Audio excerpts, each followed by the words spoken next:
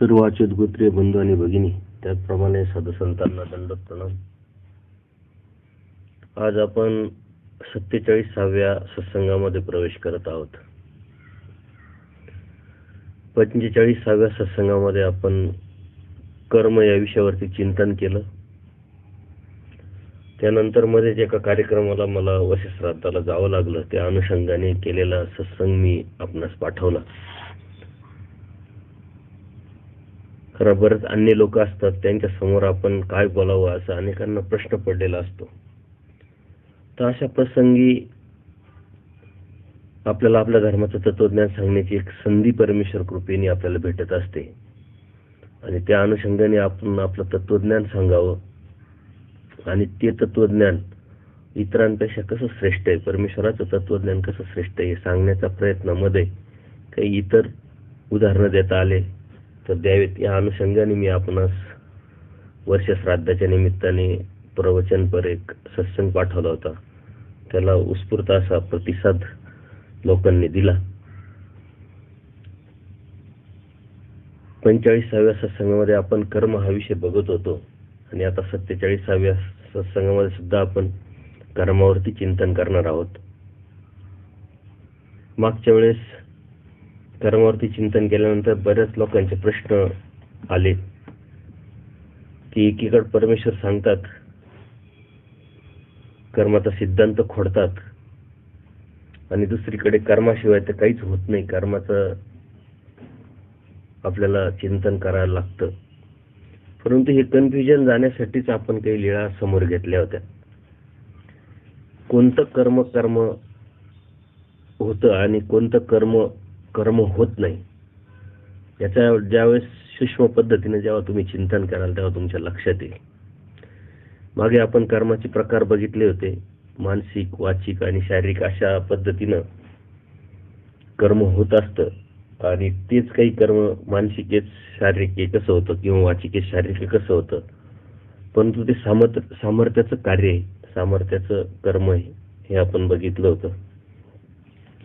आज आपण कर्माचे भोग जे आहे ते 4 पर्यायाने कसे भोगवले जातात हे बघणार आहोत. परंतु ते अगोदर आपल्या सूत्रपाठामध्ये परमेश्वरांनी काही कर्माच्या अनुषंगाने वचन सांगितले आहेत. कर्म चांडाळापाशी जाती चांडाळू चांग, किंवा कर्म जडापाशी भक्ती जड चांग, कर्म वासने पक्षी ब्रह्मवासना उत्तम. तर इथं सुद्धा कर्म हा शब्द किंवा हा चिंतन आल्यामुळं आपल्या लक्षात येईल. परंतु त्या लीळा जर आपण बघितल्या, त्या लीळेच्या माध्यमातून परमेश्वरांनी हे अधिक त्याचं स्पष्टीकरण केलेलं आहे. स्वामींच्या सन्निधानात महादाईसा असतात आणि त्यांचे जे पूर्वश्रमीचे जे गुरु आहे दादोस, हे विद्यावंत असल्या कारणाने त्यांना आपले हे शिष्य परमेश्वराच्या सन्निधानी किंवा परमेश्वराला लाभलेले शिष्य ते कसे त्यातून तुटतील आणि आपल्याला मानतील असा त्यांचा प्रयत्न हट्टात चालू असतो. असंच एकदा संधी बघून ते महादाईसांना वाराणसीत जाण्यास सांगतात. त्या म्हणतात माझ्याकडे पैसे नाही, पण तरीही ते म्हणतात मी पैसे देईल तुम्हाला. जीवनामध्ये एकदा कधीतरी वाराणसीला जायलाच पाहिजे आणि तो योग आलेला आहे, सर्व लोक चालले तर तुम्ही जा. महादाईसा परमेश्वराकडे जाते, आपला मनोदय व्यक्त करते की मला वाराणसीला जायचंय. परमेश्वर त्यांना समजावतात की वाराणसीला काय बाई, इथल्या सारखे माणसं आहे, तिथं इथल्या सारखेच झाड आहे आणि तीर्थक्षेत्र व्रत हे दान ज्या गोष्टी आहे ह्या अमोचक आहे. तुम्हाला आमचं सन्निधान लाभलंय तर तुम्ही जाऊ नका. त्यातून त्यांचं मत परिवर्तन होतं. परंतु दादोसांकडे परत आल्यानंतर परत दादोस त्यांना समजावतात, भर घालतात. त्या पद्धतीनं असं 3 वेळा होतं. 3 वेळा देव त्यांना समजावतात, 3 वेळा दादोस त्यांना भर घालतात आणि नाविलाज असतो. मग महादाईसाला वाटतं की आता आपण जाऊनच यावं. म्हणून परमेश्वराकडे ज्यावेळेस ते येतात त्यावेळेस ते परवानगी घेण्यासाठी येत नाही तर डायरेक्ट सांगतात की मी वाराणसीला जायचंय मला. दयाळू माळू कृपाळू परमेश्वराला त्याची कणव आली, त्यांचा काही अधिकार योग्यता असेल त्या अनुषंगाने देव म्हणतात आता जायचंच आहे तर तिथला काय आचार आहे तो बघा. आणि तो आचार सांगतात की तिथं स्वतःची जागा भाड्याने घ्या, स्वतः स्वयंपाक करा, आंधळ्या पांगळ्याला खाऊ घाला. अप्रत्यक्षरित्या अहेतुक भूतभजन त्यांना घडवून आणण्याचा परमेश्वर सांगतात आणि तो भूतभजन झाल्यानंतरच ज्ञान होत असतं.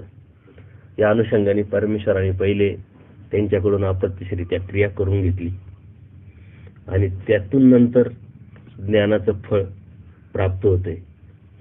यातून परमेश्वराने त्यांना दीक्षित करण्याचा दृष्टांत सांगतात की विषयाकारणे एखादा जीव आपल्या परंपरा समाज यातून बाहेर पडून काहीतरी निर्णय घेतो, त्यातून तो त्रास पण घेतो. त्याचप्रमाणे परमेश्वराच्या प्राप्त करण्यासाठी किंवा परमेश्वराच्या साडा जीवाला काय नाही करावं लागणार.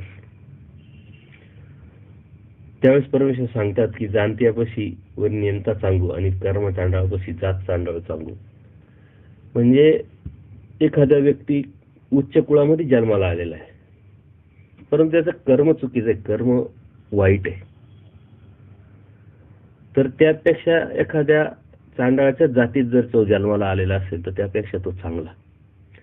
कर्मावरती ह्या जीवाची योग्यता अयोग्यता ठरत असते. आपण कसा धर्म पाळतोय, कशा पद्धतीने धर्म सांभाळतोय, आचार्य त्याचा धर्म परमेश्वराने सांगितलाय, त्यातून परमेश्वराची प्राप्ती. आपण धर्मात आहोत याला महत्व कशाने निर्माण होणार आहे की आपण तो धर्म किती समजून घेतलाय, किती जाणलेला आहे आणि तो किती करण्याचा प्रयत्न करतोय. ती परमेश्वर जी वस्तू आहे आपली किती समजली आपल्याला, त्याच्या समर्थवादावरती आपली निष्ठा किती निर्माण झालेली, त्याच्यावरून या गोष्टी समजतात. हा कर्म चांडाळाचा दृष्टांत परमेश्वर सांगून ते समजावण्याचा प्रयत्न करतात की कर्म चांडाळापाशी जात चांडाळू सांग. तर तुमच्या कर्मावरती या साऱ्या गोष्टी अवलंबून असतात. तुम्ही कोण आहे, कुठे जन्माला आले, त्याच्यापेक्षा तुमचं कर्तृत्व काय आहे, तुमचं कर्म काय आहे यावरती साऱ्या गोष्टी अवलंबून असतात. त्याचप्रमाणे परमेश्वराने हा कर्माचा सिद्धांत वेगवेगळ्या सूत्रातून वेगवेगळ्या लीळांमधून आपल्याला सांगण्याचा प्रयत्न केलेला आहे. हा कर्म चांडाळ किंवा कर्म जड हा जो विषय आपण जर समजून घेतला तर आपल्यात लक्षात येईल. श्रीमद भगवद्गीतेमध्ये सुद्धा परमेश्वरांनी 4थ्या आणि 5व्या अध्यायामध्ये खूप सुंदर प्रकारे समजून सांगितलेलं आहे. कारण अर्जुनाला सुद्धा हे कन्फ्युजन होतं. परमेश्वरला अर्जुन देव स्पष्ट प्रश्न विचारतात 5व्या अध्यायाच्या सुरुवातीलाच की तू एकदा कर्माचा संन्यास सांगतोस आणि पुन्हा कर्मयोगाची प्रशंसा करतोस, नेमकं मी काय करावं हे मला तू सांग. त्यावेळेस परमेश्वर स्पष्ट सांगतात की कर्म संन्यास आणि निष्काम कर्मयोग या दोन्ही परम कल्याणाच्या गोष्टी आहेत. म्हणजे कर्म करायचंय परंतु परमेश्वर प्राप्तीच्या अनुषंगाने केलेलं कर्म हे कर्म होत नाही. अहेतुक अदृष्टपर केलेलं जे कर्म आहे ते परमेश्वर प्राप्तीच्या अनुषंगाने होतं. परमेश्वर हवाय, परमेश्वरच पाहिजे अशा उद्देशाने जेव्हा तुम्ही एखादं कर्म कराल त्यावेळेस त्याला कर्म म्हणून होत नाही. कारण परमेश्वराने सृष्टी जी निर्माण केलेली आहे ही परमेश्वर या जीवाने परमेश्वर प्राप्ती करून घ्यावी. परमेश्वर प्राप्ती करून आपलं जे जन्ममृत्यूचा जो रोग आपल्याला लागलेला आहे तो त्यांनी नासवावा. त्यातून जे बी कर्म केले ते कर्मात मोडत नाही. जे निष्काम कर्म योग जो आहे तो परमेश्वर प्राप्तीला जीवाच्या हिताला लागू पडतो.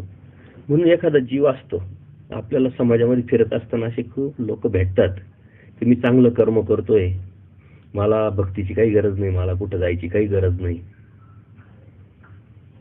त्या कर्मावरती त्याचा अहंकार निर्माण झालेला असतो का मी चांगलं करतो, कोणाला वाईट बोलत नाही, कोणाचं वाईट चिंतत नाही, मी वाईट काही करत नाही, तर मला कशासाठी भक्तीची गरज आहे. पण त्याच्यासाठी परमेश्वर म्हणतात कर्म जडापाशी भक्ती जडचा. एखादा जीव असतो तो देवतेची भक्ती करतो, 2-2 तास मंदिरात जातो, विधी पाठ करतो, हे करतो ते करतो, तर त्या कर्म जड जो आहे, ज्याची कर्मावरती जास्त विश्वास आहे किंवा कर्मावरती जास्त त्याची निष्ठा आहे, त्याच्यापेक्षा हा भक्ती जड, तो कशा अज्ञानीने करतो, कुटणीची करतो, याला काहीच महत्व नाही, तो चांगला. याच्या पाठीमागचे कारण की कर्मातून त्याला परमेश्वर प्राप्तीचं जे क्रिया आहे, अहेतुक क्रिया, ती घडू शकत नाही, त्यामुळे त्याची चाल पुढे निर्माण होऊ शकत नाही. परंतु भक्ती जड जो आहे तो कधीतरी केव्हा तरी कुठेतरी कळत न कळत त्याचा अहेतुक भाव जर निर्माण झाला तर त्यातूनच त्याला त्याची योग्यता वाढते. कारण एखाद्या देवतेच्या ठिकाणी एखादा जीव जेव्हा भक्ती करतो आणि अहेतुकपणे कधीतरी त्याला वाटतं की मला सारं दिलंय, आता मला काहीच नको, मला फक्त तू हवाय, अशा पद्धतीनं अहेतुक जर विचार मनात येऊन त्यांनी भक्ती करायला सुरुवात केली तर ते अहेतुक देवता स्वीकारत नाही आणि तो भाव तो जातो परमेश्वराकडे, आणि त्या पद्धतीनं त्या भावाने किंवा त्या क्रियेने त्याच्यात योग्यता निर्माण होऊन मग परमेश्वर बोध त्याला देतात. कर्मवासनापेक्षा ब्रह्मवासना उत्तम, या सूत्रातून सुद्धा परमेश्वरांनी स्पष्ट सांगितलंय की एखाद्याची कर्मवासना आहे, कर्मावरती वासना आहे, त्याच्यापेक्षा ब्रह्मवासना ही उत्तम असते. कारण सर्व जग ब्रह्म असं म्हणून तो धार्मिकता करत असतो. धानाई नावाचे ज्या भक्त होता सारंग पंडिताची मुलगी, ती देवाकारणे नटते थटते, सर्व हसतात तिला. परमेश्वर जेव्हा जातात तेव्हा परमेश्वर सुद्धा तिला विचारतात की कोणा कारणे, म्हणे श्री चांगदेवरावळा कारणे. त्यावेळेस जेव्हा बिडारावर आल्यानंतर बाईस देवाला विचारतात की हे काय, हे कोणता भाव आहे, तर देव सांगतात बाई कर्मवासनेपेक्षा ब्रह्मवासना उत्तम. यातूनच पुढं तिची योग्यता वाढून अनुसरण आणि परमेश्वर प्राप्ती घडू शकते. म्हणजे कर्म आपण कर्मराहटीत असताना कर्म करणं, संसारासाठी कर्म करणं, आपल्या जीवाच्या स्वार्थाच्या अनुषंगाने केलेली कर्म, ह्या कर्माने मनुष्य बांधला जातो आणि त्या कर्माने बंदिनी मनुष्य लोके, हे परमेश्वराने त्या कर्मामध्ये मनुष्य बांधला जाऊन मग ते सोडवण्यासाठी तो सतत जन्ममृत्यू ही करत राहतो. हे रहाटगाडगं त्याचं चालू असतं.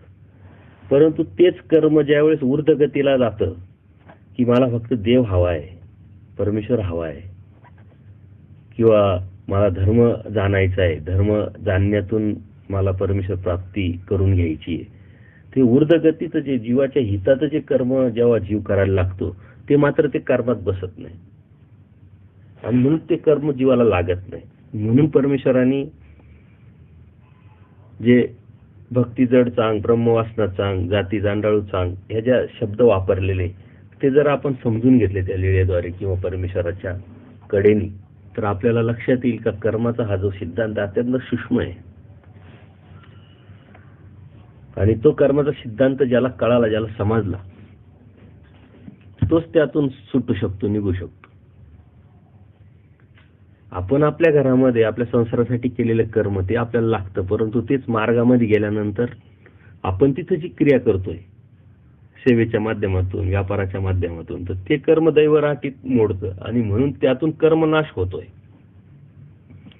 किंवा ते कर्म त्याला लागत नाही. गीतेमध्ये परमेश्वरांनी हा कर्मसंयोग योग जो आहे तो खूप विस्तृतपणे सांगितलेला आहे, परंतु गीतेचं तत्वज्ञान समजण्यासाठी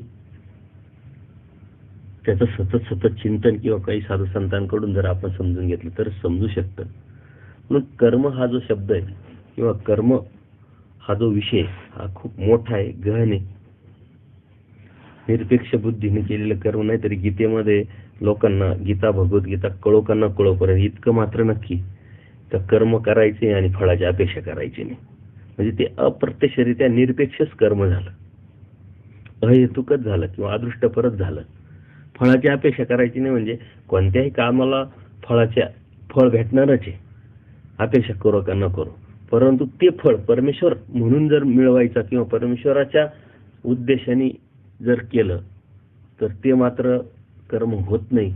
आणि म्हणून कर्म हा जो विषय आपल्याला त्या पद्धतीनं समजून घ्यावा लागेल. आता कर्म मानसिके, वाचिके आणि प्रारब्धपर आपण मागच्या वेळेस समजून घेतलं. कर्माचा हा सिद्धांत खूप सूक्ष्म आहे. थोडंही विचार केला, थोडंही चिंतन केलं, कोणत्या हेतूने, कोणत्या भावाने आपण काय करतोय. परमेश्वराचा कॉम्प्युटर खूप मोठा आहे. थोडंसं सूक्ष्मातलं सूक्ष्म कर्म सुद्धा ते सेव्ह करतं आणि त्याचं फळ मात्र आपल्याला योग्य वेळी भेटत असतं. म्हणून या दैवराटीमध्ये चालत असताना खूप विचारपूर्वक पावलं टाकावं लागतात. धारधार तलवारीवर चालण्यासारखं आहे. ती कुशलता आपल्याकडे नसेल तर नक्कीच आपलं काहीतरी बरं वाईट होऊ शकतं. ती कुशलता असेल तरच आपण या धारधार तलवारीवरून आपण चालून जाऊ शकतो. तर ही कर्माची ही धारधार तलवार ही पेलण्यासाठी आपल्याला ते समजून घ्यावं लागेल. आणि आपला हेतू परमेश्वर प्राप्तीचा जर असेल तर परमेश्वर नक्कीच त्यातून सहाय्य करून आपली योग्यता वाढत जाऊन आपण त्यातून बाहेर पडू. आपली विचारसरणी बदलत असते. आपण उपदेश घेण्याच्या अगोदरची विचारसरणी, उपदेश घेतल्यानंतर नामधारक अवस्थेत असलेली विचारसरणी, त्यानंतर थोडासा अभ्यास करायला लागलो, आपण सूत्रपाठ वाचायला लागलो, लीळाचरित्र वाचायला लागलो, कुठेतरी सत्संगाला जोडलो, 4 साधू संतांकडून गोष्टी ऐकायला लागल्या, त्यावेळची विचारसरणी. आणि त्यानंतर स्वतः आपण संशोधनात्मक अभ्यास करून परमेश्वराचं सूत्र काय सांगतंय, कोणत्या प्रकरणातून परमेश्वराने ते समजावण्याचा प्रयत्न केलेला आहे, कोणत्या लीळेतून समजावण्याचा प्रयत्न केलेला आहे आणि त्यातलं आपल्याला काय कळालं आणि मग ते आपण केलं पाहिजे. हा उद्देश ठेवून जेव्हा आपण आचाराकडे झुकतो आणि करायला लागतो प्रत्यक्ष कृती, त्यावेळीची विचारसरणी, याच्यात खूप मोठा फरक आहे. जर चिंतन तुम्ही केलं का तुमच्या दैवराटीमधली जी वाटचाल आहे त्या वाटचालीमध्ये आपल्या अवस्था बदलत गेल्या आणि जीवाची हीच अवस्था बदल करण्याची ताकद या जीवामध्ये असल्यामुळे सर्वाधिकारी तो ठरला. आणि म्हणून परमेश्वरांनी या जीवाला केंद्रस्थानी ठेवून सृष्टी निर्मिती करून देवतेला कामाला लावून स्वतः अवतार घेतला. या जीवामध्ये बंधनात आहे, परंतु तो मुक्तीला जाण्याचा अधिकार, त्याला बद्धमुक्त सांगितलंय, म्हणजे मुक्तीला जाण्याचा अधिकार त्याचा असल्यामुळे त्याच्यामध्ये बदल करून घेण्याची ताकद त्या जीवामध्ये आहे. आणि म्हणून तो बदल हाच त्याचे प्रगतीचं पाऊल आणि तोच बदल परमेश्वराला अपेक्षित आहे. आणि तो बदल हा अवस्थेच्या बदलातून घडत असतो. विचार न करणं, विचार करायला लागणं, होकारात्मक विचार करणं, नंतर कोणताच विचार न करणं, हा जो बदल परमेश्वराला अपेक्षित आहे. आज आपल्या मनामध्ये कोणाविषयी काय विचार येतात, कशा पद्धतीने येतात, नकारात्मक येतात, होकारात्मक येतात, त्याच्यावरती आपल्या अवस्था बदलत असतात. आपण सूत्र सांगू शकतो, लीळा सांगू शकतो, कोणाला तरी धर्म समजावू शकतो, परंतु आपण ज्यावेळेस आपल्याला धर्म समजायला लावल, आपणच आपल्याला जेव्हा लीळा सांगायला लागू, आपणच आपल्याला जेव्हा सूत्र सांगून त्याचा अर्थ सांगून ते कृतीवरती जाण्याचा आपण प्रयत्न करू, तो बदल परमेश्वराला अपेक्षित आहे. आणि त्या बदलामुळे जीव परमेश्वरापर्यंत जाऊ शकतो. कारण अनादि अविद्यायुक्त असलेला हा जीव, मतित्रयाने माखलेला हा जीव, अनंत दोषाने युक्त असलेला हा जीव विचारच करत नाही, त्याची मूळ अवस्था आहे. विचारच न करणे ही जीवाची मूळ अवस्था आहे. मग तो विचार करायला लागतो.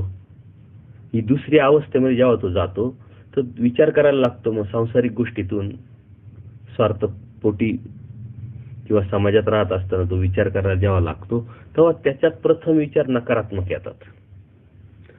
नकारात्मक विचार आल्यानंतर तो कधीतरी विचार करायला लागतो, ते बी नकारात्मक, ते सर्वात घातक. पण त्याच्या पुढे जाऊन त्याने विचार केला पाहिजे.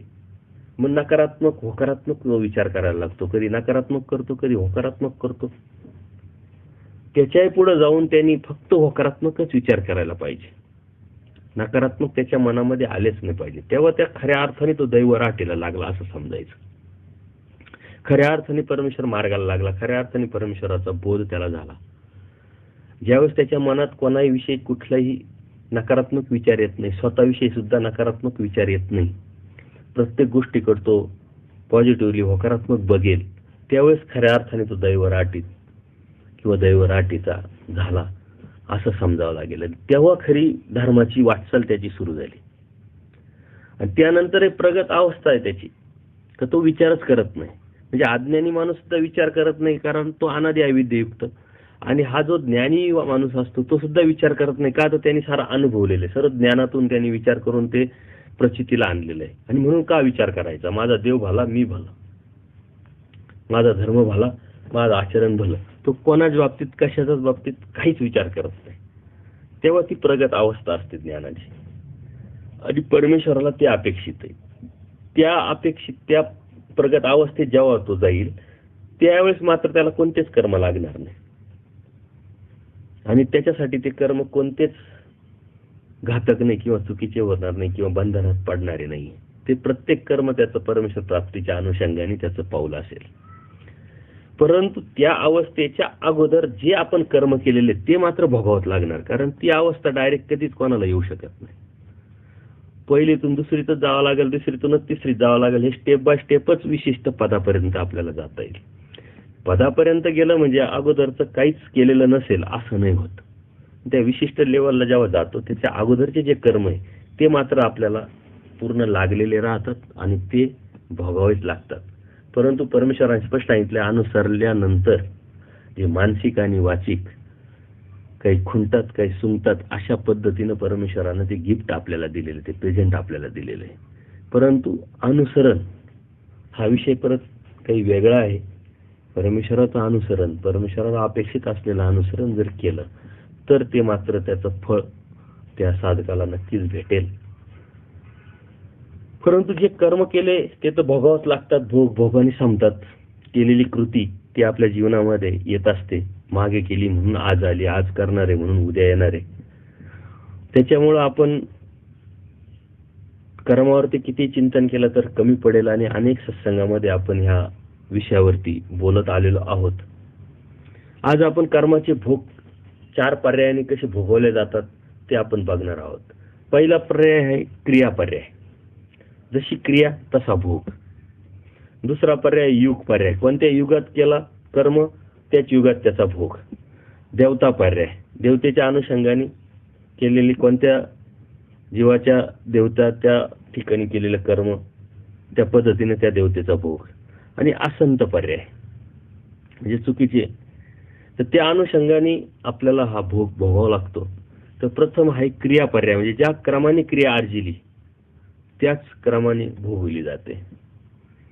प्रथम आपण एखाद्या साधूंना जेवू घातलं, त्याच्यानंतर दुसरं आपण काहीतरी उंदीरच मारला, हिंसा केली, तिसरं आपण कोणाला तरी मदत केली.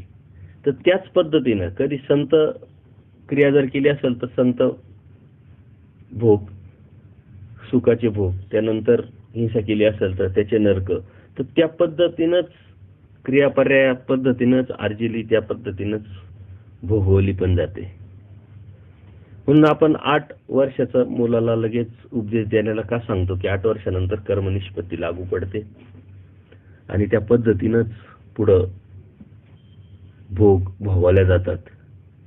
तर हा कर्माचा विषय आपण जर समजून घेतला तर तो अत्यंत किचकट आणि अत्यंत अवघड आहे. परंतु समजून घेतल्यानंतर मात्र आपण त्यात वाचण्याचा प्रयत्न करू. आज आपण जो जन्माला आलोय जीव माणसाच्या जन्मामध्ये आणि आपल्याला बोध भेटलाय, आपण धार्मिकता करतोय, तर ते कोणत्या जन्मामध्ये आपण केलेली क्रिया आहे आणि तिचं फळ आहे हे आपल्याला सांगणं कठीण आहे. कारण मनुष्य जन्माचा लेप लागला, त्याच्यानंतर कितीतरी नरक, परत लेप लागला, परत कितीतरी नरक, मग कोणत्या तरी एका जन्मात आपल्याला तो लेप लागले आणि त्या लेपाचा आपल्याला फळ मनुष्य जन्म आहे. आणि कळत न कळत तिथं केलेल्या क्रियेचा आपल्याला परमेश्वराने बोध दिलेला आहे. म्हणून ज्यावेळेस हे समजून घ्याल तुम्ही त्यावेळेस मात्र आपल्याला काहीच नको, आता फक्त देव हवा, ही अपेक्षा, हे स्वार्थ किंवा ही प्रवृत्ती आपोआपच निर्माण होते. कारण अनेक आपण प्राणी बघतो, स्थिर नरक, स्थावर नरक, चलद्रूप नरक हे बघतो, त्याचे दुःख बघतो, ते अनुभवतो. त्यावेळेस आपल्याला वाटतं की अरे नको, परंतु कितीतरी वेळा आपण तिथून जाऊन आलेलो आहे. ज्यावेळेस तुमच्या साऱ्या अभिलाषा निवर्तली त्यावेळेस नक्की तुम्ही दैवराटीला लागलेले असाल. तर तुम्ही याला कधी जर वाटत असेल की बाबा मला राजकारणात नाही जावं असं वाटत, तर याचा अर्थ तुम्ही त्याचं समाधान पावलंय, तुम्हाला त्याचं आकर्षण वाटत नाही. म्हणजे कधीतरी कोणत्या तरी जन्मात ते तुम्ही उपभोगलेलं आहे. मला खूप हे पाहिजे ते पाहिजे असं वाटत नाही, याचा अर्थ ते उपभोगून झालेलं आहे. म्हणजे समाधान प्रवृत्तीला पावलेला, अभिलाषा निवर्तेला जो साधक असतो, मग तो नामधारक असू शकतो, वासनिक असू शकतो, साधू संत असू शकतात, ते खऱ्या अर्थाने दैवराटीचे. आपण सहजच बोलता बोलता दैवराटी कर्मराटी वर्गीकरण करून टाकतो. परंतु दैवराटीत म्हणजे उपदेशी जरी झाला, नामधारक झाला, वासनिक झाला किंवा साधू संत जरी झाले, सर्वसंग परित्याग जरी केला, पण त्या पद्धतीनं त्याचं कर्म, त्या पद्धतीने त्याचं आचरण नसेल, तर त्याच्यावरती तो कर्मराटीचा का दैवराटीचा ठरतो. म्हणून दैवराटीचं होण्यासाठी परमेश्वरांनी सांगितलेले जे तत्व आहे, ते सिद्धांत आहे, ते समजून घेऊन त्यावरती जर चालण्याचा आपण प्रयत्न केला किंवा त्यावरती आपण चाललो तरच दैवराटीचं होतं. दुसरा पर्याय युग पर्याय. ज्या युगात क्रिया अर्जिली त्याच युगात ती भोगवली जाते. मग चलद्रूप आणि स्थावर मनुष्य देह हे भोगवली जातात. देवता फळ आणि अदृश्य नरक फळ मात्र त्यांना युगाचं बंधन नाही. कारण देवता हे आडरिगून सुद्धा फळ देत असतात आणि कोणत्या वेळेस कुठेही ते देऊ शकतात, म्हणून त्याला युगाचं बंधन नाही. पण चलद्रूप नरक किंवा स्थारक नरक म्हणजे 84 लाख योनी किंवा झाडं झुडपं किंवा मनुष्य देह जर ते दुःख भोगवायचं असेल तर ते मात्र युगाशिवाय भोगवता येत नाही. म्हणजे युग पर्याय मध्ये ते मोडतं. तिसरा आहे देवता पर्याय किंवा संत पर्याय. जीव संत फळ भोगत असता वरील देवता जे आहे त्या आडरिगून फळ देतात. म्हणजे आडरिगून म्हणजे उच्च स्थानीची जी देवता आहे तिचा भोग, तिचं फळ नंतर येणार असतं, परंतु ही उच्च स्थानीची असल्यामुळं खालच्या स्थानीच्या देवतेच्या अगोदरही ती फळ देऊ शकते. म्हणजे बाजूला जाऊन ओव्हरटेक करू शकते, असं थोडक्यात सांगायचं. म्हणजे आडरिगून म्हणजे त्याला ओलांडून. म्हणजे उच्च देवतेचे जे फळ आहे ते रिक्त झाले असता, जर खाली झालं असतं, रिकामं झालं किंवा भोगून संपलं, तर उच्च देवता हे जे आहे त्या नीच देवता फळ याचे आडरिगणे म्हणजे ओव्हरटेक करून आपल्या फळी घेऊन जातात. त्याला देवता पर्याय म्हणतात. देवतेच्या अनुषंगाने आडरिगून उच्च स्थानीची देवता ज्यावेळेस जीवाला फळ देते त्याला देवता पर्याय असं म्हणतात. परत त्यातलेच काही उपप्रकार आहे रेवणे. म्हणजे देवता फळी समावेश नाही म्हणून फळभोग थांबला तर त्याला रेवणे म्हणतात. त्याचा देवता फळामध्ये समावेश नाहीये आणि म्हणून जर त्याचं जे फळ आहे, त्याचा जो सुख असेल किंवा जे दुःख असेल ते जर थांबलेलं असेल तर त्याला रेवणे असे म्हणतात. हा उपप्रकार आहे या देवता पर्यायातलाच. परत त्याचा दुसरा उपप्रकार आहे टिचणे. म्हणजे देवता फळभोग आला, एखाद्या जीवाचा त्या देवताचा फळ आलेला आहे, वेळ आलेली आहे, परंतु फळी समावेश नाहीये. या अगोदरच कोणता तरी जीव तिथं असेल त्याच्यामुळे याला तिथं देता येत नाही, म्हणून पुढील फळी गेला म्हणजे दुसऱ्या देवतेच्या फळी, दुसऱ्या देवतेच्या भोगाला गेला तर तो या देवतेला टिचलेला आहे असे म्हणतात. म्हणजे एका देवतेची फळ आलंय, वेळ आली, परंतु तिथं दुसरीच जीव उपभोग घेतोय, त्याच्यामुळे दुसऱ्याला देता येत नाही, तर मग पुढच्या देवतेकडे आपण तो पास झाल्यासारखा जो होतं त्याला टिचणे असं म्हणतात. परत आडरिगणे आपण बघितलंच, देवतेचे फळ रिक्त झाले म्हणजे संपलंय आणि खालील फळ या तिचा टिचलेला असेल तर ती त्याला तेथून काढून आपल्या फळाला नेते, याला आडरिगणे म्हणतात. कारण उच्च स्थानीची देवता आहे, निस्थानीच्या देवतेच्या जीवाला आडरिगणे करू शकते. परत त्यातलाच उपप्रकार एक बेचाळ्याचे संत. म्हणजे एकाच वेळी अनेक संतलेप निष्पन्न झाले एकाच वेळेस. हे कशाने होतं? जसं एकाच वेळी अनेकांना भोजन दिले तर त्याला लेप लागतात, तर एकदाच अनेक मनुष्य देहाचे लेप लागतात. देवता उच्चादिक्रमे संतांचा लेप भोगवतात.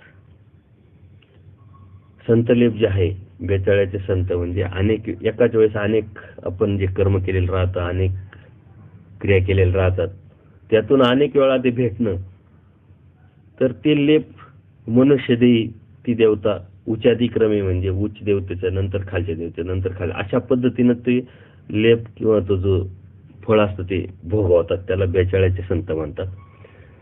तर यातलाच चौथा जो पर्याय क्रिया पर्यायामध्ये किंवा भोग पर्यायामध्ये, कर्माच्या भोगामध्ये, तर तो असंत पर्याय. जीव चतुर्विध कर्मफळ भोगत असता म्हणजे 84 लाख योनीमध्ये तो भोगतोय परत किंवा चौकडीचा भोग भोगतोय. तर त्यावेळेस कर्मफळ जर चतुर्विध कर्मफळामध्ये तो भोग असताना जर चौकडीचा भोग उपस्थित झाला, कारण केलेल्या क्रियेनुसार त्या क्रमानुसार हा भोग दिला जातो, त्याच्यामुळे चतुर्विध कर्मफळ त्याला अगोदर लागलेले तो भोगायला गेला आणि त्याच वेळेस चौकडीचा भोग आला. तर कलियुगाच्या अंती म्हणजे कलियुगाच्या शेवटी संत फळामधील जे थोर चैतन्य फळ जे आहे म्हणजे माया देवतेचं, तर दुःख फळामधील थोर जडत्व यामधील सुद्धा जीव काढून चौकडीमध्ये घालतात. त्याला असंत पर्याय असं म्हणतात. म्हणजे असंत पर्यायामध्ये एखादा जीव कर्मफळ चतुर्विध कर्मफळ भोगतोय, त्याच्यावेळी चौकडीचा भोग आला, तर त्यावेळेस कलियुगाच्या शेवटी ही जी माया देवता जी आहे, तर दुःख फळामधील सर्वात मोठं कर्मराटीचं सर्वात मोठं जे नरक आहे, जे सर्वात मोठं दुःख आहे, जे जडत्वाचं, तर त्यात जर ती सुद्धा असेल तो जीव, तरी त्यातून ती काढते आणि चौकडीमध्ये घालते. सर्वात मोठं ते जडत्वाचं नरक आहे, तरी पण त्यातून ती काढून चौकडीचा वेळ आलेली असल्यामुळं, त्याचा भोग आलेला असल्यामुळे त्या चौकडीत ती त्याला घालते. त्याला असंत पर्याय म्हणतात. आणि याच्यातलाच एक प्रकार आहे बेचाळाचे असंत. एकाच वेळी अनेक असंत लेप निष्पन्न झाले. जसं अनेक वेळा एकाच वेळेस अनेक संत लेप निष्पन्न होतात, तसं एकाच वेळेस अनेक असंत लेप सुद्धा निष्पन्न होतात. म्हणजे एखाद्या ठिकाणी एखाद्या व्यक्तीने बॉम्ब टाकला, तिथे एक व्यक्तीनं जाता अनेक लोक मेले, अनेक लोकांचं हनन झालं, तर एकाच वेळेस कितीतरी हनन झाल्यामुळं एकाच क्रियेने असंत लेप लागतात आणि ते निष्पन्न जर झाले, तर प्रस्तुत लेपाची जी देहमानिनी जी असते, ती प्रथम बेचाळ्यामध्ये आपला लेप आहे का ती बघते. तिचा लेप जर असेल तर प्रथम आपले जडत्व भोगवते, नंतर उच्चादिक्रमे भोगवते. म्हणजे पहिली देहमानिनीला देहाभिमानी जी असते तिचं जर लागलेलं असेल तर पहिली ती भोगवणार, नंतर मग उच्चादिक्रमे ते भोगवले जातात. जसं उच्चादिक्रमे संत फळं भोगवले जातात, इथे मात्र उच्चादिक्रमेच भोगवले जातात. पण प्रथम जी देहाभिमानी जी देवता आहे तिचा जर भोग असेल, ती चेक करते असेल, तर ती पहिली भोगवते, नंतर मग उच्चादिक्रमे ते भोग त्या जीवाला भोगावं लागतात. ती बेचाळीचे असंत हा त्यातला प्रकार आहे. हे ऐकल्यानंतर हे आपण लक्षात घ्यावं का हे जे लोक आहे आज समाजामध्ये दंगली घडतात, बॉम्बस्फोट होतो, अतिरेक लोक असतात, कितीतरी हिंसा त्यांच्याकडून घडते, आणि आपल्या देवाने मुंगीला हे रान न करण्याचा आदेश आपल्याला दिलेला आहे. कारण त्यातून नरक प्राप्त होतं. हिंसा पापातो नरक. आणि हिंसा काही विशिष्ट व्यक्तीची, विशिष्ट लोकांची, इतक्याच लोकांची असं नाही. मुंगीचंही रानकं पण करायला न लावणाऱ्या परमेश्वरांनी आपल्याला जो आदेश दिलेला आहे, की अहिंसा जी शिकवली, की अहिंसावादी जो आपल्याला व्हायला लावलेलं आहे, ते किती सूक्ष्म याचा आपण विचार करा. कारण मुंगीचा आणि मनुष्याचा शरीराचा संबंध येत नाही, आणि मुंगीपासून कोणत्या प्रकारचा त्रास जीवाला होत नाही, पण त्याचंही वाईट चिंतायचं नाही, त्यालाही रांडकं करायचं नाही, त्यालाही मारायचं नाही, त्याची हिंसा करायची नाही. असं असताना जर आपण विचार केला ह्या लोकांकडून कितीतरी मोठे हिंसा घडत असतात, तर त्यांना किती मोठं दुःख किंवा किती मोठं नरक प्राप्त होणार आहे. म्हणजे आपण हा विचार करायचा की आजची जी परिस्थिती आहे, एखाद्या जीवाला खूप त्रास होतो, खूप दुःख होतं किंवा त्याला खूप अडचणी येतात, तर तो सहजच म्हणून जातो की देवा मी काय असं पाप केलंय का याचं मला आज दुःख होतंय किंवा अडचणी येत आहे. पण त्याला माहित नाही आपण काय केलेलं असतं. परंतु जे केलेलं असतं त्याचंच फळ मात्र त्याला ते प्राप्त होत असतं, त्याच्यामुळेच त्याला ते दुःख, त्याला अडचणी येत असतात. आज हे लोक जे बॉम्बस्फोट घडवतात, अनेक दंगलीमध्ये लोकांना मारतात, काय काय हिंसा करतात, ते जेव्हा पुढच्या नरक भोगल्यानंतर मनुष्य जन्मात जातील आणि त्या मनुष्य जन्मामध्ये ह्या अडचणी, हे दुःख, हे संस्कार आल्यामुळे त्यांना जे होणार आहे, तेव्हा ते म्हणतील अरे देवा मी काय असं केलेलं आहे पाप का मला हे त्रास व्हावं. तसं प्रत्येक याच्यामध्ये मागची माग त्यांनी केलेलं आहे म्हणून त्यांना योग आलेला आहे. आज करताय म्हणून पुढे तो योग येणार आहे. आणि हे चक्र हे सारखं चालू राहणार आहे. याच्यामध्ये कोणत्याही प्रकारचा खंड पडत नाही आणि पडणार नाही. पण त्या पद्धतीनं जितकं त्याच्यात योगदान त्याचं त्या हिंसेमध्ये किंवा त्या कृतीमध्ये, त्या पद्धतीने त्याला दुःख होणार आहे. आज सामाजिक परिस्थितीमध्ये आपण जेव्हा बातम्या बघतो तेव्हा दररोज ह्या गोष्टी घडत असतात. आणि ह्या घडवण्या पाठीमाग ज्या लोकांचा हेतू असेल, त्या हेतूनी लोकांना उकसवलं, म्हणजे कृती केली. प्रत्यक्ष त्यांचा त्याच्यात सहभाग नसतो, परंतु कोणाला तरी ते करायला लावतात. करणारा काही वेगळाच असतो. परत त्या केल्यानंतर त्याला पाठिंबा देणारे, सपोर्ट देणारे काही वेगळेच असतात. ज्या पद्धतीने त्याची जोड, त्या पद्धतीने त्याला ते कृती करावं लागते आणि त्या कृती केल्यानंतर त्या पद्धतीने त्याला भोग मात्र भोगावाच लागतो. यात तीळ मात्र शंका नाही. ना आपण खूप भाग्यवान आहोत की दैवराहाटीमध्ये आल्यानंतर, बोध झाल्यानंतर आपल्याला ह्या कर्माची जी निष्पत्ती किंवा कर्माचा जो सिद्धांत आहे, हा आपल्याला आपण धर्माच्या अनुषंगाने समजून घेतोय. त्यातल्या त्यात त्याच्या पुढे जाऊन परमेश्वराने आपल्याला समजावलंय का हेतूक करा, परमेश्वर प्राप्तीच्या अनुषंगाने करा, परमेश्वर मुक्तीच्या अनुषंगाने करा, परमेश्वराचा आनंद मिळावा ह्याच उद्देशाने करा, तर कोणतंच कर्म तुम्हाला लागणार नाही. म्हणजे किती मोठी उपलब्धी आपल्याला परमेश्वराने सांगून टाकलेली आहे. परंतु अदृष्ट पराकड किंवा अहेतुकाकडे ही जी भावना आहे, की अवस्था ही सहजासहजी या साधकाची जाऊ शकत नाही, तो जाणार नाही. परंतु जर आपण हे समजून घेतलं, जाणून घेतलं, तर आपल्याला त्या अवस्थेला जायला खूप सोपं आहे. तर ज्यावेळेस आपण परमेश्वर मार्गाला लागलो,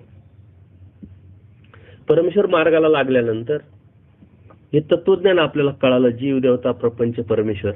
त्यानंतर परमेश्वराच्या अवताराचे प्रकार कळाले. अवदृश्य अवतार, परदृश्य अवतार, उभयदृश्य अवतार. अवरदृश्य अवतार हे अलीकडचं, म्हणजे चैतन्य मायेच्या पासून तर खालच्या कर्मदेवतेपर्यंत जे अलीकडचं आहे, परमेश्वराच्या अलीकडचं ज्या देवतेचे फळ आहे, तो देणार आहे. पराचं म्हणजे फक्त परमेश्वराचं देणार आहे, आवराचं देणार नाही. परंतु उभयदृश्य अवतार जो आहे उंबरियावरती, तो आतलं देईल आणि बाहेरचं देईल. तर हे जर तुम्ही उभयदृश्य अवतार जर समजून घेतला आणि तोच अवतार आपल्याला बोध देतोय, त्याच अवताराकडून आपल्याला आचार्यांच्या निमित्ताने तत्वज्ञान कळतंय, त्याच अवताराची आपण भक्ती पण करतोय, त्याच अवताराला आपण एकनिष्ठपणे शरण पण गेलोय, आणि तो अवतार आपल्याला आवर पण देणार आहे, पर पण देणार आहे, म्हणजे सर्वच काही देणार आहे. तर मग आपण पराचीच अपेक्षा का ठेवू नये? जर आवर तो देणारच आहे आणि ते भेटणारच आहे, तर आपण कशाला आवरासाठी अपेक्षा करायची, आवरासाठी भक्ती करायची, दृष्टपर भक्ती करायची? कारण अदृष्टपर करत असताना दृष्टपर जर भेटणारच आहे, तर आपल्याला दृष्टपराची अपेक्षा करायची गरज नाही. पण दृष्टपर करत असताना मात्र अदृष्टपर भेटणार नाही, हे मात्र नक्की समजून घ्या.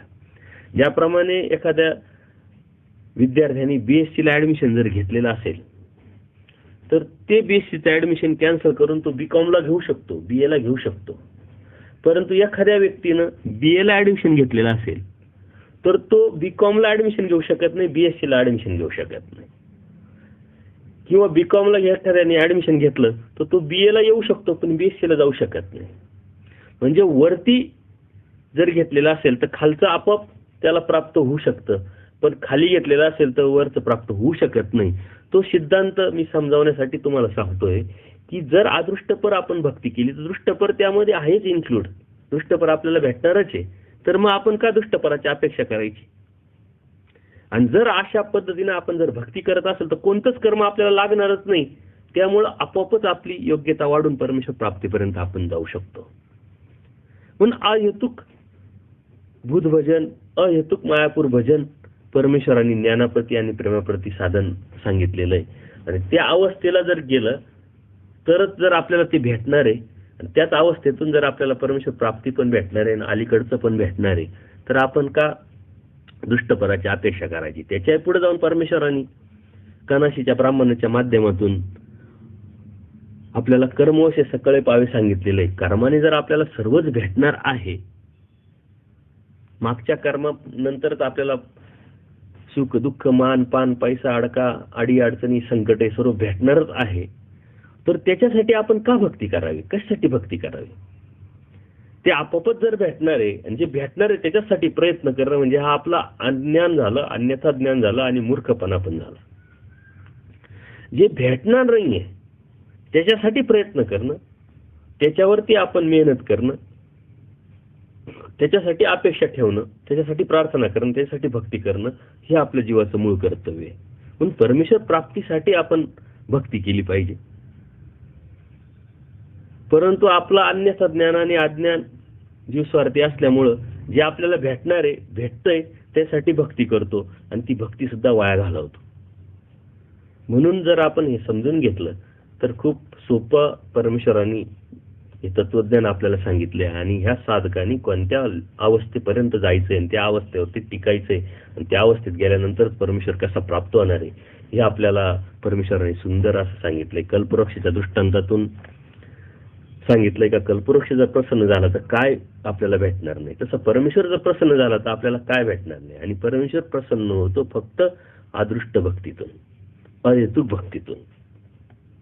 आणि त्यात जर तो प्रसन्न झाला तर आपल्याला सर्वच काही भेटणार आहे. तर मग याच्यासाठी वेळ घालवण्यात कोणत्या प्रकारचा अर्थ नाही. म्हणून आपल्याला परमेश्वराने जो बोध दिलाय तो बोध चारी पदार्थ जसा आहे तसं तत्वज्ञान समजून आपण अहेतुक भक्तीकडे जर जास्तीत जास्त आपण आपल्यामध्ये बदल घडून जर आणला आणि अहेतुक भक्तीकडे आपण जर सरकलो तर आपले सर्वच प्रश्न अडीअडचणी मात्र आपोआपच निकाली निघतील. आणि म्हणून आपण ह्या कर्माचा जो सिद्धांत आहे हा अहेतुक कर्मावरती आणि अदृष्टपर कर्मावरती जर नेला तर कोणतं कर्म लागत नाही. म्हणजे अप्रत्यक्षरित्या आपण त्याच्यात अडकणार नाही, बंधणार नाही किंवा भोगावं लागणार नाही. ह्या कर्माने बांधलेला जो जीव आहे तो आपोआपच सुटेल आणि परमेश्वर मात्र प्राप्त करू शकेल. ह्या ज्या गोष्टी हा समजून सांगण्याचा खूप प्रयत्न मी करतोय, परंतु त्याचं चिंतन तुम्ही केलं पाहिजे. आणि यावरती अनेक साधू संत तुमच्या संपर्कात असतील तर त्याच्यावरती जर त्यांच्याकडून समजून घेतलं तर अधिक उत्तम होईल. त्यानंतर कर्माचे 13 प्रकार आपल्या साहित्यामध्ये सांगितलेले आहे. ज्याप्रमाणे आगंतुक, अनारब्ध आणि प्रारब्ध ह्या क्रमाने क्रिया पूर्ण होते. मग पहिला हा प्रकार ह्याच पद्धतीनं कर्माचे निष्पत्ती होत असते किंवा कर्म लागले जाते. दुसरा प्रकार आहे मानसिके प्रारब्ध, मानसिकेतून प्रारब्धात जातो. तिसरा प्रकार आहे वाचिके प्रारब्ध, वाचनातून प्रारब्ध जातो. परत शारीरिक प्रारब्ध म्हणजे अनाहूतपणे एखादा दगड फेकला, आपण आपोआपच रस्त्याने जात असताना आपण दगड फेकतो, तो कोणाला उद्देशून फेकत नाही, कोणाला लागावा या उद्देशाने फेकत नाही, परंतु तो कोणाला तरी लागला आणि त्याचं नुकसान झालं तर ते शारीरिक प्रारब्ध झालं. आपण मानसिके करेल नसतं, वाचिके करेल नसतं, पण डायरेक्ट प्रारब्ध झालं. तर अनाहूतपणे नकळतपणे किंवा आपण गाडी चालवतोय, आपण गाडी आपल्याला विशिष्ट ठिकाणी घेऊन जायचंय, प्रवास करायचा याच्यासाठी चालवतोय, परंतु ह्या गाडीच्या खाली अनाहूतपणे नकळत कितीतरी जीव मेले जातात, तर त्याला शारीरिक प्रारब्ध म्हणतात. तर ते शारीरिक प्रारब्ध सुद्धा आपल्याकडून घडत असतं. पाचवा प्रकार आहे मानसिके प्रधान म्हणजे मुख्य, आणि त्याला मग वाचिके अनुषंगिक, आणि त्याला पाहून परत शारीरिक अनुषंगिक. तर मानसिक मुख्य खूप स्ट्रॉंग विचार करून मग त्याच्यानंतर आपण वाचिके अनुषंगिक कधीतरी थोडंसं आपण सौम्य पद्धतीनं बोलतो, आणि शारीरिक सुद्धा सौम्य पद्धतीने, मनात आपली भावना खूप दाट असते. तर अशा पद्धतीनं काही मुख्य असतात, काही अनुषंगिक असतात, असे 13. मग कधी मानसिके प्रधान, कधी वाचिके प्रधान, कधी शारीरिक प्रधान, आणि बाकीचे अनुषंगिक. तर 6वा प्रकार आहे वाचिके प्रधान, त्याला पाहून शारीरिक अनुषंगिक, त्याला पाहून मानसिके अनुषंगिक. 7वा प्रकार आहे शारीरिक प्रधान, त्याला पाहून मानसिके अनुषंगिक, त्याला पाहून वाचिके अनुषंगिक. याचं चिंतन जेव्हा कराल त्या प्रचितीला तुम्हाला बरोबर येईल का अरे शारीरिक प्रधान म्हणजे काय नेमकं. इजा पोचवणे म्हणजे शारीरिक प्रधान. मानसिके अनुषंगिक म्हणजे खूप जास्त विचार केलेला नसतो किंवा खूप काही बोललेलं नसतं. एखादा व्यक्ती बोलत नाही पण करतो, एखादा व्यक्ती नुसताच बोलतो, त्याला मानसिके वाचिके मुख्य म्हणायचं आणि बाकीचे अनुषंगिक म्हणायचं. एखादा फक्त बडबड करतो, एखादा फक्त चिंतनच करतो, आणि एखादा डायरेक्ट कृती करतो, तर ते मुख्य आणि बाकीचे अनुषंगिक असतात. त्याचप्रमाणे 8वा प्रकार आहे मानसिके प्रधान, शारीरिक अनुषंगिक, त्याला पाहून वाचिके अनुषंगिक. मग वेगवेगळ्या पद्धतीनं वाचिके प्रधान नंतर अनुषंगिक, मग शारीरिक प्रधान नंतर त्याला अनुषंगिक, 2 प्रधान 1 अनुषंगिक, मानसिके वाचिके प्रधान आणि शारीरिक अनुषंगिक. ते 2 मुख्य असतात, त्याला मग अनुषंगिक असतात. त्याचप्रमाणे वाचिके शारीरिक प्रधान, मानसिके अनुषंगिक. उलट इकडून तर तिकडं केलेलं आहे. ते असे 13 प्रकार आहे. शारीरिक मानसिके प्रधान, वाचिके अनुषंगिक. याप्रमाणे 1 प्रधान 2 अनुषंगिक सुद्धा असं होऊ शकतं. उदाहरणार्थ एखाद्या मनुष्याने सुपारी देऊन हत्या करवली, त्यांनी स्वतः काही केलेली नसते, तर सुपारी देणाऱ्याला त्यांनी काहीच केलेलं नसतं पण सुपारी दिली तर त्याला प्रारब्ध कर्म लागतात, कारण त्यांनी ती कृती करायला लावलेली, त्यांनी तो विचार केलेला आहे आणि त्या कृतीला तो खरा मालक आहे, म्हणून त्याला प्रारब्ध होतंय. ऑलरेडी त्यांनी केलेलं नसतं काहीच, पण तेच मारेकरी जे आहे त्याला आगंतुक आणि अनारब्ध लागतं, म्हणजे मानसिक आणि वाचिक लागतं. कारण यांनी सांगितल्यानंतर त्यांनी चिंतन केलं, प्लॅनिंग केलं, कशा पद्धतीनं सर्व चिंतन केल्यानंतर मग ते वाचिकी केलं आणि नंतर याच्या सांगण्यानुसार मग कृती केली. म्हणून मूळ जो मारेकरी आहे त्याला मात्र प्रारब्ध होत नाही, आगंतुक आणि अनारब्ध लागतं. पण ज्यांनी मग करायला लावली, सुपारी दिली, त्याला मात्र प्रारब्ध लागतं. तर अशा पद्धतीनं तसंच शास्त्रोक्त म्हणजे कायद्याने विधीप्रमाणे एखाद्या गुन्ह्याविषयी फाशीची शिक्षा ठोठावली तर ते जे मुख्य त्यांना प्रारब्ध कर्म म्हणता येत नाही. म्हणजे वरती गुन्हा घडलेला आहे, त्यांनी सुपारी दिली आणि खाली एखादा न्यायाधीश आहे त्यांनी तो सबूत पाहून सर्व दिले, तर मग तो न्याय दोन्हीकडे लागणार नाही. यांनी प्रत्यक्ष त्याची करण्याची इच्छा आहे म्हणून त्यांनी सुपारी दिली आणि याची इच्छा नाहीये, हा फक्त त्याची ड्युटी बजावतोय, तर त्याला ते प्रारब्ध कर्म लागणार नाही, हे मात्र लक्षात घ्या. नाही तर मग आपण त्या गुन्हेगारामध्ये न्यायाधीशामध्ये जर सारखेपणा करायला लागलो तर ती गल्लत होऊ शकते. तर हे जे कर्म आहे हे खूप सूक्ष्म कर्म आहे आणि त्या पद्धतीनं त्याला ते लागतं. जसं चर्मकाराला शास्त्र पाहून चुन्याच्या खड्ड्यात बसविलं, ती लीळा आहे. शास्त्र पाहून पाहिलं, करायला सांगितलं आणि करणारे वेगळेच. तर ज्यांनी करायला सांगितलं त्याला मात्र प्रारब्ध झालं, मात्र ज्यांना करायला लावलं त्याला काहींना मानसिके लागलं, काहींना वाचिके लागलं. तर अशा पद्धतीनं हे कर्माचे जे 13 प्रकार आहेत ते अशा पद्धतीनं ते डेव्हलप होत राहतात आणि जीवाला लागत राहतात. परत कर्मामध्ये संस्कार आणि असंस्काराचे लेप लागतात. म्हणजे मागील कर्मामध्ये जे संस्कार आहेत तेच आपण पुढं डेव्हलप करत राहतो, ते संस्कारामुळेच आपण या गोष्टी करत राहतो. तर अयुक्त पुरुषाने क्रिया केली, अयुक्त म्हणजे ज्याला हातपाय नाहीये, जो युक्त नाहीये, युक्त देह नाहीये, त्याला संस्कार म्हणतात. म्हणजे अयुक्त पुरुषाने जर क्रिया केली तर त्याला संस्कार म्हणतात. त्याच्याकडे तो युक्त नाही, त्याला माहिती आहे किंवा माहित आहे नसेल की मला यातून काय कळणार, पण तरी तो करतोय, तर ते संस्कार त्याचे म्हणून करतोय. इंद्रियाच्या पिंडस्थेच्या अर्थाने अयुक्त, त्याच्यामध्ये एखादा अवयव नाहीये तर तो अयुक्त देह आहे. अयुक्त देहाने त्यांनी क्रिया जरी केली तर ती लाभदायक ज्ञानाला किंवा प्रेमाला पूरक नाही. परंतु तो करतोय तर ते संस्कार असतात, मागील जन्मी त्यांनी ते केलेलं असतं, त्याला ते करायला भाग पडतात. तसेच असंस्कार सुद्धा युक्त पुरुषाने, आता तो युक्त आहे सर्व बाबतीत, तर त्यांनी केलं पाहिजे, परंतु तो करत नाही, आयुक्ताचं हनन केलं, तर त्याला असंस्कार म्हणतात. म्हणजे याला जर यांनी जे केलं ते लागतं हे त्याला माहिती, तरी मग तो करतो, याचा अर्थ ते असंस्कार आहे. या जीव स्वरूपी जे निर्डावलेपण, काठिण्य तो येतं असंस्कारामुळं. जसं आपण आपल्या घरामध्ये काही मुंग्या असतात, काही कॉक्रोच असतात, तर आपल्याला ते मारावं लागतं.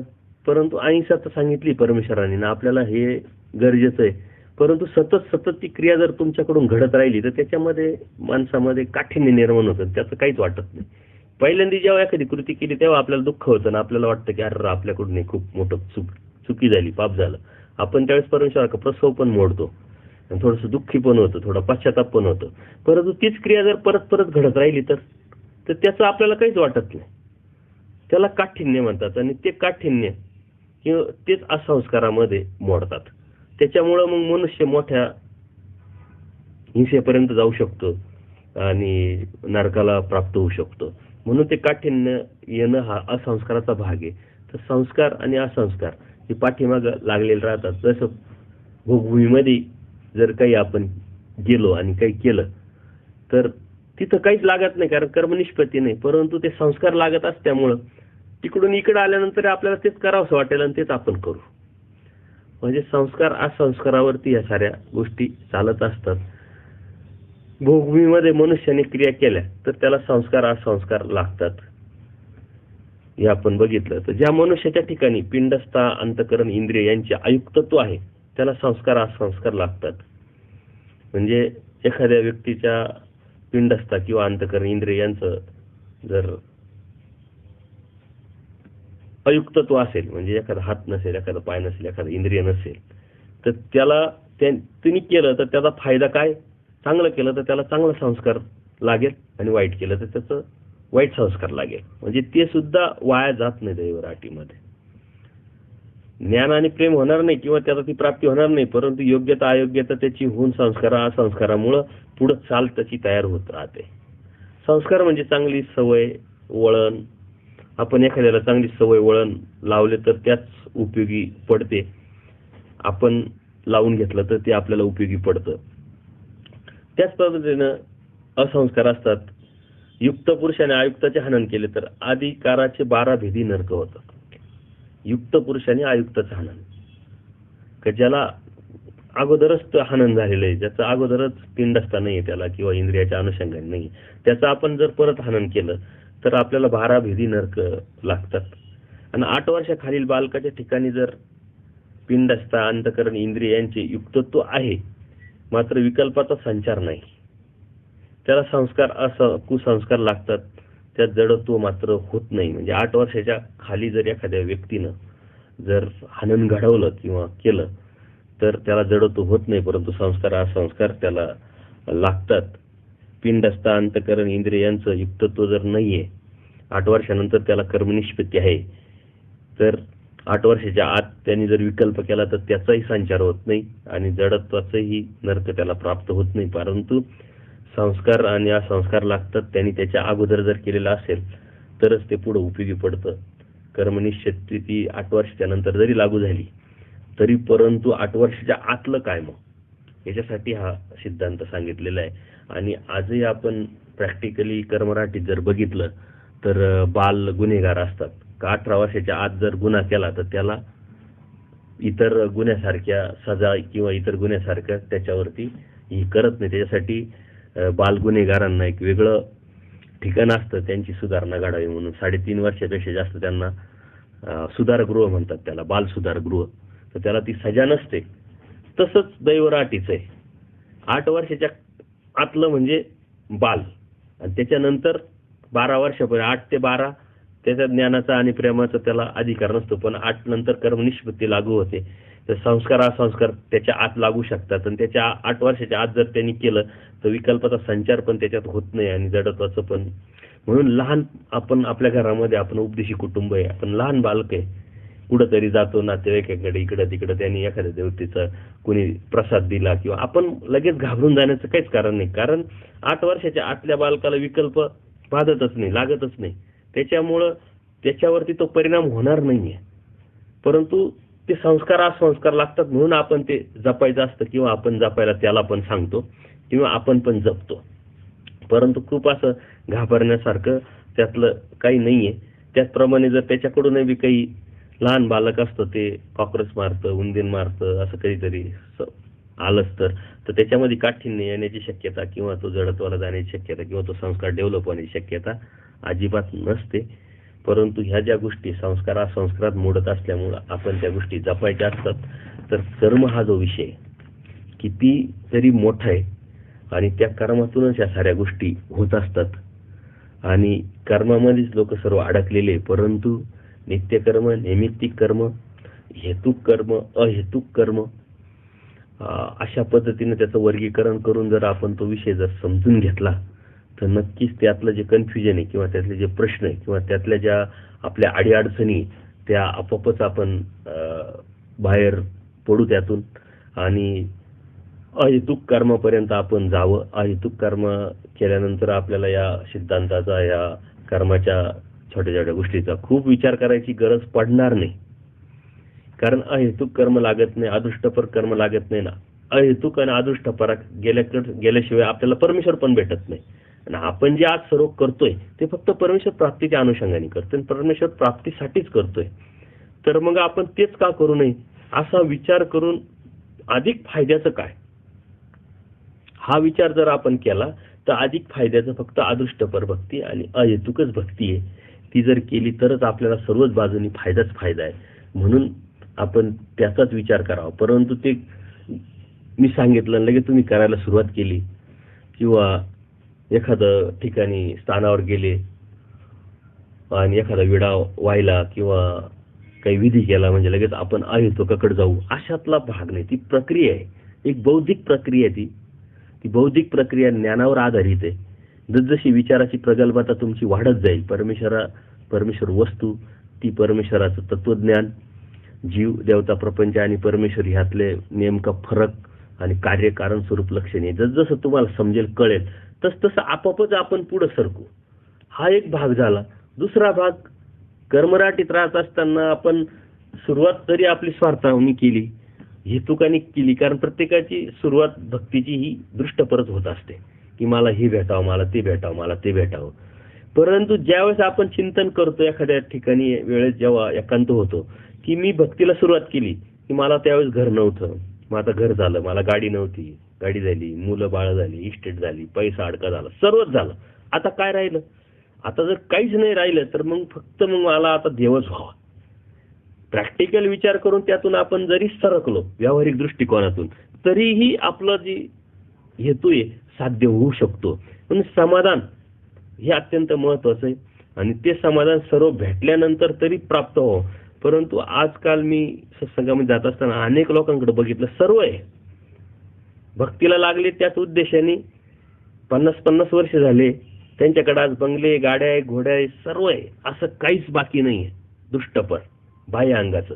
पण तरीही परमेश्वर हवा ही अपेक्षा किंवा हा स्वार्थ किंवा ही भावना, हा हेतू त्यांच्यामध्ये निर्माण होत नसेल, याचा अर्थ काय? तर त्यांनी आजपर्यंत ज्या केल्या क्रिया त्या परमेश्वर प्राप्तीच्या अनुषंगाने म्हणजे अहेतुक किंवा अदृष्टपर झालेलीच नाहीये. आणि झाली नाही म्हणून परमेश्वराच्या ती स्वीकारात पडली नाही. स्वीकारात पडली नाही म्हणून त्यांच्यामध्ये हा विचारच येत नाही की आता मला तर काहीच नाही पाहिजे, मला सर्व भेटलंय, मग मला आता फक्त देवच भेटायचा राहिला, आता देवच भेटावा. हा भावना, ह्या उद्देश काय येत नाही? तर अहेतुक क्रिया त्यांची घडलेली नसल्यामुळं आणि अहेतुक क्रिया केल्याशिवाय परमेश्वर स्वीकारत नसल्यामुळं त्यांच्यामधला हा जो बदल आहे हा घडत नसतो. मनुष्यामध्ये बदल आपण जर ठरवला आपल्यामध्ये बदल आणायचा किंवा बदल घडवायचा तर तो बदल आपोआप घडत नाही. त्याच्यासाठी कारणाशिवाय कोणतीच गोष्टी कार्य घडत नसतं. तसं अहेतुक बुद्धभजन किंवा अहेतुक मायापूर भजन हे कारण झालं आणि कार्य झालं परमेश्वर प्राप्तीचं, ज्ञानाचं आणि प्रेमाचे, हे दोन जे आहे परमेश्वर प्राप्तीचे साधनं त्याचं. तर कारणाशिवाय कार्याला येत नाही. तर कार्याला आपल्याला अहेतुकाकडे अदृष्टापर जायचं असेल तर कारण आपलं अहेतुक भूतभजन किंवा अहेतुक क्रिया किंवा अहेतुक भावना निर्माण होऊन आपल्याकडून क्रिया घडणं गरजेचं आहे. आणि ती क्रिया परमेश्वर अहेतुक केलेला असल्यामुळे परमेश्वर स्वीकारतातच. आणि ती स्वीकारत पडली म्हणून तुमच्या मनामध्ये ती भावना निर्माण झाली. जर अप्रत्यक्षरित्या तुमच्या मनात ती भावनाच निर्माण होतच नसेल किंवा झालेलीच नसेल, आतापर्यंत आली नसेल किंवा होत नाही, तर याचा अर्थ आपण करतो जी क्रिया या साऱ्या दृष्टपरे अहेतुक न घडल्यामुळे त्या परमेश्वरापर्यंत गेल्या नाही, त्या पोचल्या नाही, त्या स्वीकारत पडल्या नाही, म्हणून आपल्यामध्ये ती भावनाच येत नाही. मग याचं चिंतन, याचा विचार जर करून आपण त्या क्रियेकडे सुद्धा त्या दृष्टीनं दृष्ट आणि अदृष्ट किंवा हेतुक आणि अहेतुक ह्या वर्गीकरणात जर बसवण्याचा प्रयत्न केला तर नक्कीच आपल्यामध्ये बदल घडेल. ज्यावेळेस तुमचा परमेश्वराला विडा अहेतुक म्हणजे परमेश्वर प्राप्ती व्हावी, माझं अनुसरण घडावं, माझं त्या अनुसरणाचे अडथळे दूर व्हावेत, त्या अनुसरण सिद्धीत जावं आणि मला आता काहीच नको देवा, फक्त तूच हवा, याच्यासाठी हा विडा. ह्याच उद्देशाने, त्याच्यासाठी ती क्रिया, ह्याच उद्देशाने मग स्थानवंदन असेल किंवा अन्नदान असेल किंवा कोणतीही क्रिया असेल, ती जेव्हा घडत जाईल त्याच वेळेस परमेश्वरापर्यंत त्या पोचतील आणि परमेश्वराच्या स्वीकारानंतरच आपल्यामध्ये सुद्धा हा विचार, हा बदल आपोआपच घडायला लागेल आणि आपल्याला ते अधोरेखित सुद्धा होईल का कालचा आपला उद्देश, त्याच्यानंतरचा उद्देश आणि आजचा उद्देश आणि उद्याचा उद्देश हे आपल्याकडे स्पष्ट क्लिअर असेल. आणि त्याच वेळेस खऱ्या अर्थाने मग परमेश्वराचं सहाय्य का, तर त्या वेळेसच खऱ्या अर्थाने तुम्ही दैवराटीचे परमेश्वराचे व्हाल, योगक्षम वाम्यम. त्यावेळेस परमेश्वर तुमचं सर्व योगक्षेम परमेश्वराची जबाबदारी राहील आणि त्याच वेळेस खऱ्या अर्थाने परमेश्वराचं सहाय्य आपल्याला प्राप्त होईल. एकदा परमेश्वराचं सहाय्य झालं की आपल्यामध्ये नकारात्मक भावना, विचार येऊ शकत नाही, येणार नाही, आले तरी आपल्यापर्यंत ते पोहोचणार नाही. अशा अवस्थेला हे कर्म आपल्याला घेऊन जात असतं. म्हणून ते कर्म चुकीचं आहे किंवा कर्म खोटं आहे किंवा कर्म निष्पत्ती किंवा कर्म सिद्धांत हा खोडलेला आहे असं न समजता ते खरं म्हणून घेऊ नये आणि खोटं म्हणून सोडू नये. अशा पद्धतीनं त्या अवस्थेला आपण जेव्हा जाऊ त्यावेळेस मात्र नक्कीच आपण परमेश्वराच्या अगदी जवळ गेलेलो असू. आणि हा प्रयत्न आपण सर्वांनी करावा. या सत्संगाच्या माध्यमातून मी परमेश्वराकडे हीच प्रार्थना करत की तुमच्या सर्वच क्रिया अहेतुक घडाव्यात, परमेश्वराने त्या स्वीकाराव्यात आणि तुमच्यामध्ये तो बदल घडून आपण सर्वच एकाच गडाचे किंवा एकाच रस्त्याचे पादचारी आहोत. तर त्या पद्धतीने एकामेकाला सहाय्य करून, शुभचिंतन करून त्या परमेश्वर प्राप्तीपर्यंत घेऊन जाऊ. आज हा कर्माचा सिद्धांत किंवा कर्माचा हा जो सत्संगाची जी चिंतन आहे ते आपण संपवलेलं. पुढच्या सत्संगामध्ये मनुष्य देह होण्याचे कोणते प्रकार हे आपण बघणार आहोत. यात काही अजूनही काही कन्फ्युजन असेल तर आपण नक्की कळवा. या अगोदर मी एक रेकॉर्डिंग टाकलेली पण ते सत्संगामध्ये मोडत नाही. ते एक आव्हान किंवा विनंती वजा मंडळाची सर्व वाटचाल अशा पद्धतीनं ते तुमच्यापर्यंत पोहोचवलेलं आहे. आणि त्यात कोणाला सहभागी घ्यायचा असेल तर नक्की कळवा. जिथं असेल तिथं तो प्रोग्राम, ती आपली ही जी अवस्था आहे ही बदलण्याची क्रिया, तो अभ्यासक्रम त्या पद्धतीनं आपण देण्याचा प्रयत्न करू. घ्यायचं न घ्यायचं हा सर्वस्वी आपला कड, जीवाचा कड आणि स्वातंत्र्य असल्या कारणाने प्रयत्न मात्र हा जीवाचा असायला पाहिजे आणि तो परमेश्वर प्राप्तीच्या अनुषंगानेच असल्या कारणाने तो तुमच्यापर्यंत पोहोचला असेल. यात नक्की सहभागी व्हा आणि या सत्संगाच्या माध्यमातून ज्या प्रतिक्रिया आपल्या येत असतात त्यांचे सर्वांचे आभार, अभिनंदन. असंच जे योग्य अयोग्य हे अत्यंत खिलाडू वृत्तीनं माझ्यापर्यंत पोहोचत चला. हे मी अनेक वेळा सांगितलंय, आजही सांगतोय. सर्वांना दंडवत प्रणाम.